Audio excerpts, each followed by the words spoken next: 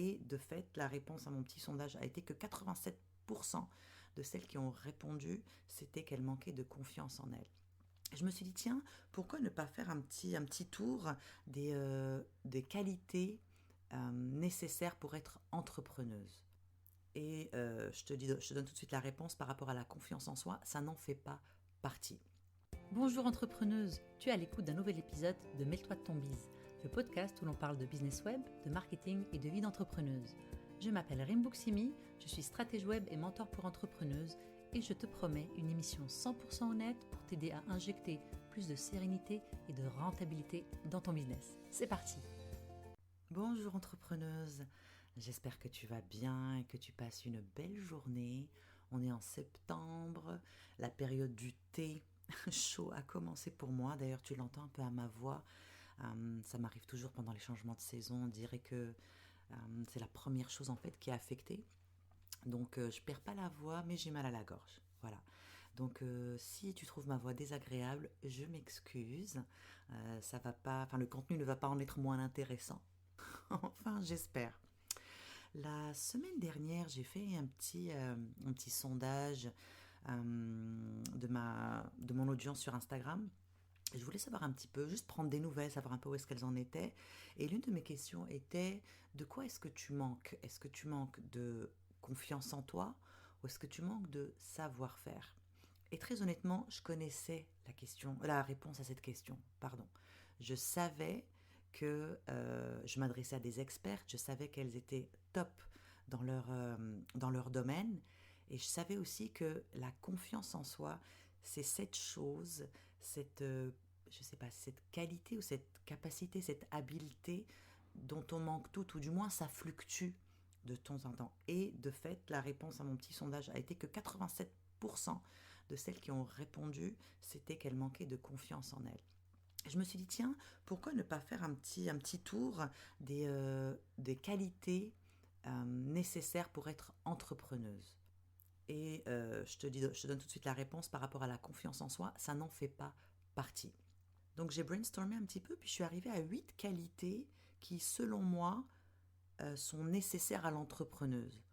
Et tu les as, ces qualités, si tu es entrepreneuse. Tu n'as peut-être pas de mots pour elles, pour ces qualités-là. Tu ne le sais peut-être pas, mais tu les as. Et j'espère t'éclairer un petit peu.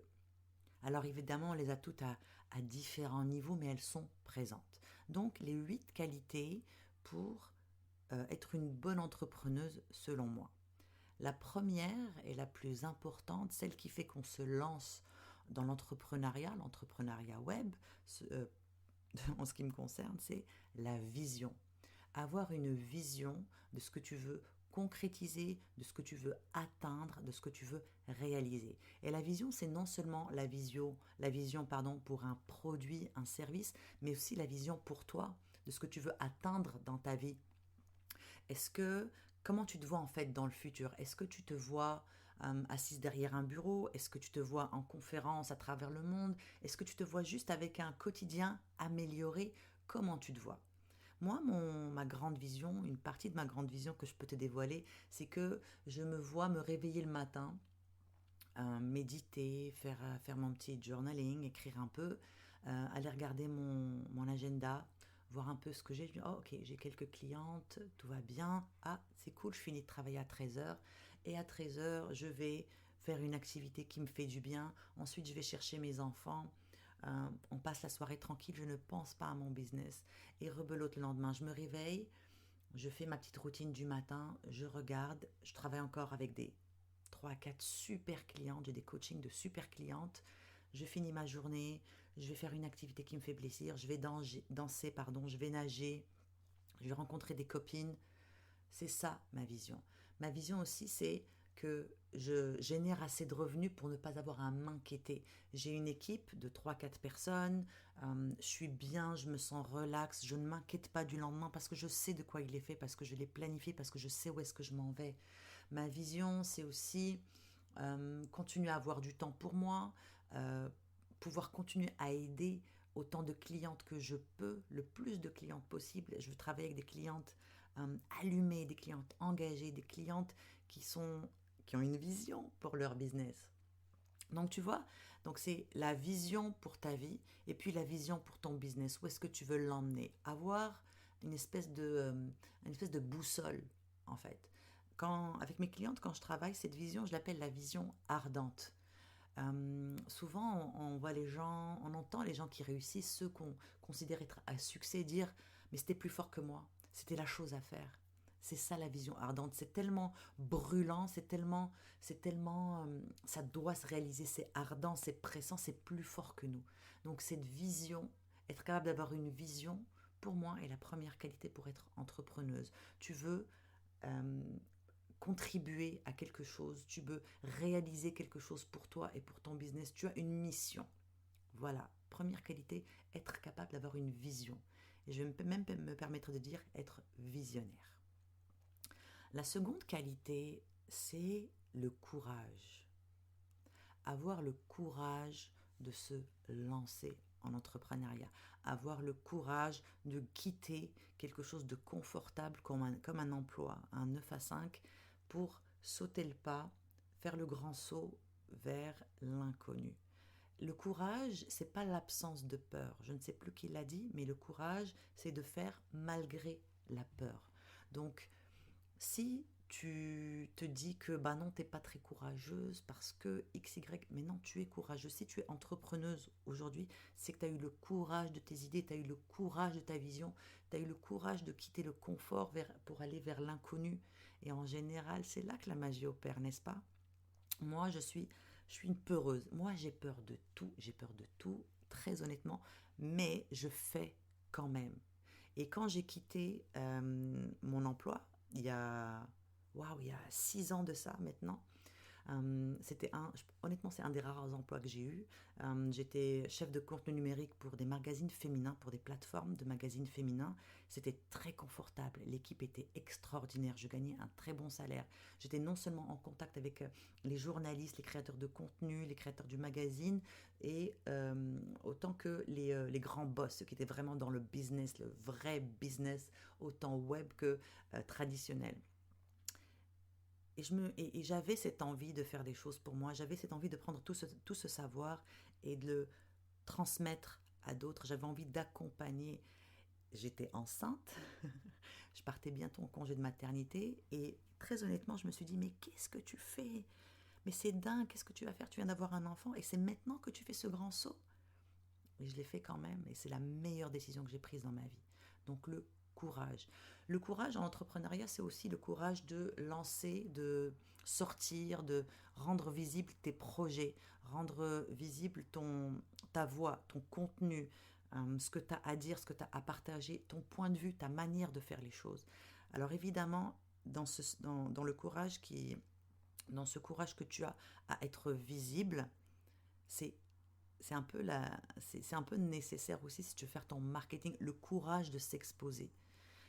Le courage de se lancer, c'est la première étape. Et ensuite, ce courage d'être visible, c'est toujours celui qu'on a un peu plus de mal quand on commence en business. On a toujours peur de faire des stories, peur de faire des lives, peur d'écrire, peur de dire qui on est, comment on est. Et ben, cette seconde partie du courage en entrepreneuriat, elle est aussi très importante parce que c'est comme ça qu'on peut aussi te découvrir, te voir, goûter à qui tu es, à comment tu travailles, à comment tu fais les choses. Donc le courage est pour moi la seconde qualité très importante en entrepreneuriat. Et comme tu vois, le courage, c'est non seulement le courage de se lancer en affaires, mais c'est aussi le courage de faire son marketing, d'être visible, de travailler dans son entreprise. Et en personal branding, nous sommes notre entreprise, donc il faut avoir le courage d'être visible. La troisième qualité, selon moi, c'est l'empathie. L'empathie, c'est être capable de se mettre à la place des autres. Et il faut que tu sois capable de te mettre à la place de tes clients idéaux, pour les comprendre, pour comprendre comment les aider, c'est quoi leurs problèmes, c'est quoi leurs grands challenges, les grands défis auxquels ils font face, et être capable de voir ça à travers leurs yeux pour trouver une solution qui est adaptée. Avoir de l'empathie, c'est ressentir, être capable de ressentir ce que ressent ton audience, pour être capable d'adresser leurs problèmes, pour leur proposer des solutions et puis pour connecter avec elles. Donc, l'empathie. Ensuite, la curiosité. Être curieuse des différentes manières de faire les choses, ou remettre en question les choses. Par exemple, en ce qui concerne mon domaine, les stratégies web ou l'accompagnement d'entrepreneuses, il y a une manière de faire. Il y a une manière qui est connue, il y a beaucoup de gens qui le font, mais je me suis toujours demandé, mais pourquoi c'est fait comme ça? Est-ce que je peux le faire différemment? Est-ce que ma cliente, elle n'aurait pas envie d'autre chose? Est-ce que je pourrais proposer des choses différentes? Est-ce que, est-ce que mes clientes seraient ouvertes à quelque chose de différent? En fait, la curiosité, c'est aussi aller donc remettre en question les choses, mais aussi aller vers l'inconfort, la vulnérabilité, puis l'humilité. Parce qu'on essaie des choses, on est curieux, on va voir est-ce que ça va fonctionner. C'est vraiment ça aussi. Je trouve aussi que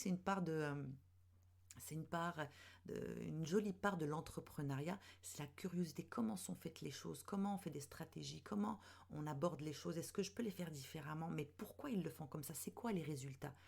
Tu sais, moi, il y a un truc que je fais. Donc je suis en apprentissage constant, puis j'aime bien prendre le pouls de ce qui se fait dans mon domaine. Et par exemple, quand je reçois une infolettre, et Dieu sait que je suis abonnée à des centaines de milliers d'infolettres, quand je reçois un message qui m'intrigue, qui me pousse à l'ouvrir, eh bien je l'ouvre, et là je me dis waouh, c'est comment elle a fait cette entrepreneuse? C'est quoi son entonnoir? Par quoi je suis passée pour m'inscrire ici? Et c'est quoi les résultats? Et c'est ça la curiosité. C'est une curiosité saine, tu vois, on va voir comment ça se passe. On est profondément curieux de comment sont faites les choses pour peut-être nous en inspirer, améliorer nos propres services, améliorer notre propre manière de faire. Donc la curiosité. Ensuite vient la créativité. La créativité, c'est, par exemple, ça va s'exprimer dans ta manière d'offrir les choses. Comment offrir les choses différemment? Comment prendre ma cliente idéale et la faire voyager de manière différente des autres? Qu'est-ce qui fait ma spécificité? Tu vois, être créative dans la manière de proposer des produits, mais aussi dans la manière de les créer, dans ta manière de proposer tes services et dans la manière de les construire. Et puis la créativité vient aussi avec l'inconfort de l'échec. Parce que être créatif, c'est aussi accepter que les choses ne vont pas forcément fonctionner. Je veux bien être créative dans la manière d'offrir un service, mais ça ne veut pas dire que ça va fonctionner. Mais il faut que je reste créative parce que dans cette créativité-là, je vais trouver d'autres réponses. Les personnes créatives n'ont pas peur non plus de se salir les mains, de s'engager dans quelque chose et puis de l'essayer, puis de voir est-ce que je shape quelque chose de bien ou est-ce qu'il faut que je change. C'est la créativité. La créativité dans ce que tu crées, la créativité dans ta manière de créer du contenu, dans ta manière de créer tes produits, ta créativité aussi dans ta manière d'aborder les choses. Et puis ta créativité aussi dans le fait d'être confortable et d'accepter ta vulnérabilité puis la possibilité de l'échec. Parce que quand on crée quelque chose, il y a beaucoup de choses qui risquent de mal se passer, de ne pas être parfaite, mais on ne cherche pas la perfection, on cherche à être créative, jusqu'à trouver une solution qui fonctionne pour nous et puis pour notre audience. Ensuite, pour moi, vient la ténacité. Je te parlais de la possibilité de l'échec. Et bien la ténacité, c'est de ne pas lâcher, malgré l'échec. Puis, il va y en avoir des échecs ou ce que tu peux considérer comme un échec. Je préfère considérer ça comme une chance de recommencer ou de faire les choses différemment en étant plus créative. La ténacité, c'est vraiment de se dire, ok, je me suis engagée dans l'entrepreneuriat, c'est pas parce que j'ai trébuché une fois que c'est fini. Je vais te donner l'exemple qui m'est arrivé il y a quelques mois où j'ai décidé d'ouvrir un membership. J'ai pris cette décision sans forcément m'écouter. Une de mes clientes m'a lancé l'idée. J'ai trouvé ça vraiment génial. Je me suis dit, ah tiens, je vais le faire. C'était pas du tout dans ma planification. Mais je me suis dit, ouf, let's do that. Ça a l'air cool. J'adore les memberships. Je veux en faire un, etc., etc. J'ai créé mon membership. J'ai passé un temps incroyable à bosser sur la plateforme, à créer un truc vraiment nice. J'ai fait mon marketing. J'ai eu des abonnés. C'était un membership qui commençait à une date fixe. Et arrivé le jour de l'ouverture, fait, ça allait pas du tout pour moi. Je me suis dit, mais qu'est-ce que tu as fait? T'as pas envie de créer du contenu comme ça, mois après mois? T'as pas envie d'avoir... ça me ressemblait pas, j'avais pas envie, c'était terrible comme sentiment. Et j'ai vraiment, j'ai failli, j'ai failli continuer, dire non, non, la ténacité. Et après, j'ai fait non. Mon échec, ce que je vois comme un échec, c'était que je ne me suis pas écoutée. Ça n'avait rien à voir avec mon business. Donc j'ai envoyé une vidéo, j'ai créé une vidéo dans mon programme pour m'excuser auprès de mes clientes en leur disant écoutez guys, je me suis complètement gourée, j'ai pris le mauvais chemin, c'était pas du tout là où je voulais m'en aller, ça ne fonctionne pas, je ne pourrais pas te servir au mieux de mes capacités avec ce format-là. C'est fini. J'ai fermé, j'ai remboursé tout le monde parce que j'avais rien à offrir. Et j'ai pris une petite semaine et je suis revenue. Mon business n'est pas terminé. J'ai fait quelque chose qui n'a pas fonctionné. Je me suis relevée et je continue. Donc la ténacité, ne pas lâcher, ne pas laisser tomber parce qu'une fois ça n'a pas fonctionné. Et tu en auras plein des échecs. Et très honnêtement, je t'en souhaite. Parce qu'il n'y a que comme ça que tu peux aussi te construire une bonne carapace. Tu vois, vraiment là, te rendre beaucoup plus forte. Et les échecs, c'est aussi des leçons. On apprend des choses. Moi, j'ai appris que y aller juste comme ça spontanément avec quelque chose qui n'a pas été réfléchi, c'est pas bon. Ne pas m'écouter, c'est pas bon. J'ai appris que les gens étaient bienveillants. Je le savais que les gens sont bienveillants. Et mes clientes ont été extraordinaires parce que quand j'ai décidé de fermer le membership, elles ont été hyper ouvertes, elles m'ont encouragée, elles étaient là pour moi. Donc, tu vois, j'appelle ça quand on trébuche, c'est pas grave, mais on ne lâche pas. La ténacité. Et mon exemple de membership va faire l'introduction d'une autre qualité qui est importante, c'est la résilience. Résilience, c'est être capable de rebondir après un échec, comme ce que j'ai fait avec mon membership. C'est fini, j'ai testé, ça n'a pas fonctionné, j'ai fermé les portes. Je prends un temps, je continue. Je suis tenace et je suis résiliente. Maintenant que j'y pense, ces deux qualités vont vraiment ensemble, la ténacité et la résilience. Mais c'est vraiment la résilience d'être capable de pivoter, d'être capable de rebondir quand quelque chose ne fonctionne pas, parce que, voilà, encore une fois, il y a beaucoup de choses qui ne vont pas fonctionner, mais être OK avec ça. Tu sais, on dit que le succès appartient à ceux qui sont d'accord pour échouer beaucoup plus que les autres. Ils sont d'accord pour tomber, accepter ce qui est négatif, accepter les émotions et accepter les leçons qui viennent avec, se relever et réessayer. Donc c'est ça la résilience. Je crois que le succès est fait de plusieurs moments de résilience.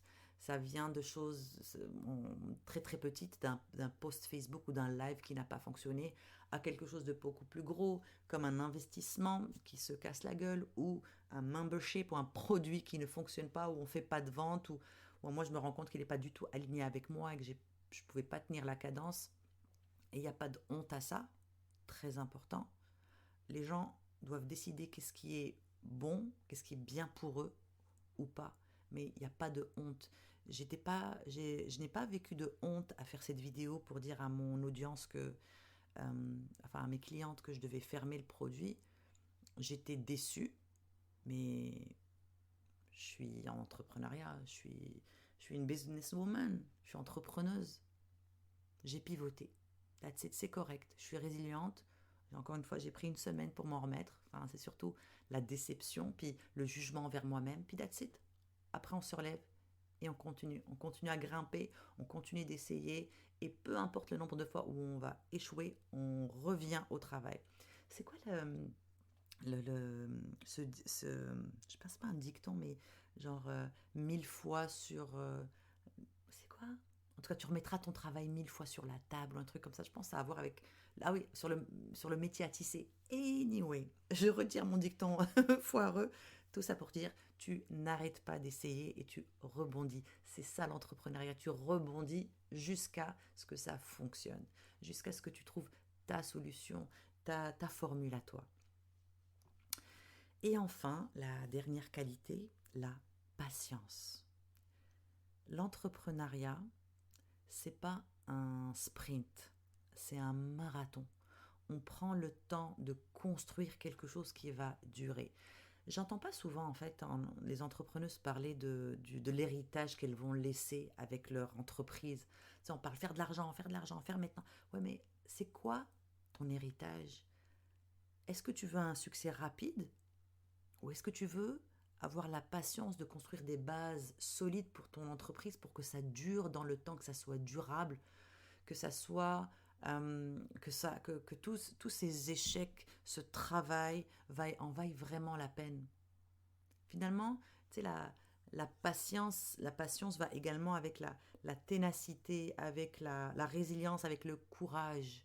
Il faut de la patience pour qu'une entreprise soit florissante. Ça n'arrive pas du jour au lendemain. Il faut de la patience. Il faut construire une réputation, surtout sur le web. Il faut construire une audience. Il faut construire une fidélité. Il faut prendre le temps d'éprouver ces techniques, ces stratégies. Mais ça va venir si tu es patiente, si tu es tenace, si tu es résiliente, ça va arriver. Il n'y a pas de raison. Euh, Personnellement, les fois où ça n'a pas fonctionné pour moi, c'est que je n'étais pas patiente. Quand un truc fonctionnait pas dès le premier échec ou dès que j'avais pas de réponse au bout d'une semaine, je passais à autre chose. C'est la pire chose qu'on peut faire. Il faut rester focus sur ton objectif, ta vision, focus sur ce que tu veux. Tu choisis quelque chose et tu le fais fonctionner. Tu sais, tu crées un produit et tu le lances.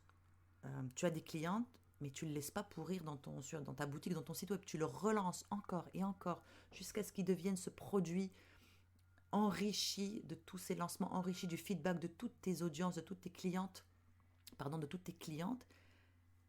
Ça prend de la patience, ça prend plusieurs lancements, ça prend du travail. Et une fois que tu sens qu'il a atteint le summum de ce qu'il peut être, là, tu sors un autre produit.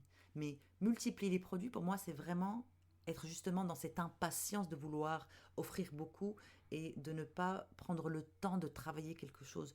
Tu offres un service, éprouve-le, markete-le le plus longtemps possible, le plus souvent possible, jusqu'à temps que tu sentes qu'il a atteint ou que tu as atteint ce que tu dois accomplir, et là tu passes à autre chose. La patience, c'est aussi être en business et atteindre les revenus que tu veux. Je sais pas pour toi, moi ça s'est pas fait en un an, ça s'est pas fait en 2 ans non plus. J'ai voulu quitter plusieurs fois, mais quelqu'un m'a rappelé que être en business, ce n'est pas un sprint, c'est un marathon. Et tu sais quoi, jusqu'à aujourd'hui, c'est encore écrit sur une petite feuille collée près de ma tête de lit. Être en business, ce n'est pas un sprint, c'est un marathon. Alors, en récapitulatif, les 8 qualités, selon moi, pour une entrepreneuse qui va atteindre son succès ou qui atteint son succès sont être visionnaire, donc être capable d'avoir une vision, le courage, l'empathie, la curiosité, la créativité, la ténacité, la résilience et la patience. Alors, je serais vraiment curieuse de savoir ce que tu en penses. Est-ce qu'il y a d'autres qualités que tu ajouterais à cette liste ou il y a d'autres habiletés ou qualités que tu penses sont aussi importantes et qu'on devrait ajouter à cette liste? Écris-moi pour me le dire. Laisse-moi un commentaire pour m'expliquer ton point de vue. Et je voulais aussi t'informer qu'il y a encore des places disponibles pour mes coachings. Je te mets le lien en commentaire, en fait, en description de podcast, pour que tu bookes ton appel exploratoire. Les coachings sont sur invitation seulement, donc il faut que tu passes par une conversation avec moi. Parce que je veux être sûre qu'on est fait pour s'entendre, je veux être sûre que je peux t'aider. J'ai pas envie juste que tu me donnes ton argent. Comme ça ne m'intéresse pas. Je veux vraiment être capable. Parce que tu sais, il y a quelque chose dont on ne se rend pas compte, mais pour quelqu'un qui offre du coaching ou de la consultation, avoir un client qu'on ne peut pas aider, c'est énormément de travail parce que c'est désagréable. Parce qu'on est dans une position où on n'est pas bien. À chaque fois, on doit essayer de trouver une manière, de trouver la solution pour quelqu'un. Ça ne m'intéresse pas. Moi, ce que je veux, c'est être quelqu'un de me dire, ok, je peux vraiment t'aider et que ça me vienne naturellement et que tu puisses bénéficier de tout mon savoir, de toute mon intuition, de toute mon expérience business, de toute mon expérience en contenu, de toute mon expérience, point. Donc voilà, je te laisse les liens en commentaire et puis je te souhaite un merveilleux Un merveilleux mois de septembre. On va se revoir, hein, on va se réécouter. Mais une merveilleuse semaine. Prends soin de toi et va faire un tour encore pour écouter les qualités que tu as dans l'entreprise web, tu es une entrepreneuse, tu as ces qualités-là. Passe à travers et puis encore une fois, dis-moi, est-ce que ça te ressemble? Est-ce que ça te ressemble pas? Est-ce qu'il y a autre chose que tu aimerais ajouter? Voilà, entrepreneuse, à bientôt. Merci entrepreneuse d'avoir pris le temps de m'écouter aujourd'hui. Je suis vraiment reconnaissante que tu participes à cette conversation sur l'entrepreneuriat web féminin. Ce serait super si tu pouvais prendre 2 petites minutes pour partager cet épisode avec une autre entrepreneuse que ça pourrait aider. Ensuite, pourquoi ne pas aller sur iTunes et me laisser un petit témoignage pour me dire ce qui t'a plu et les sujets que tu aimerais que j'aborde. Ça va m'encourager dans ma mission d'aider les entrepreneuses à se construire un business rentable et serein au diapason de leurs rêves de femme. À bientôt!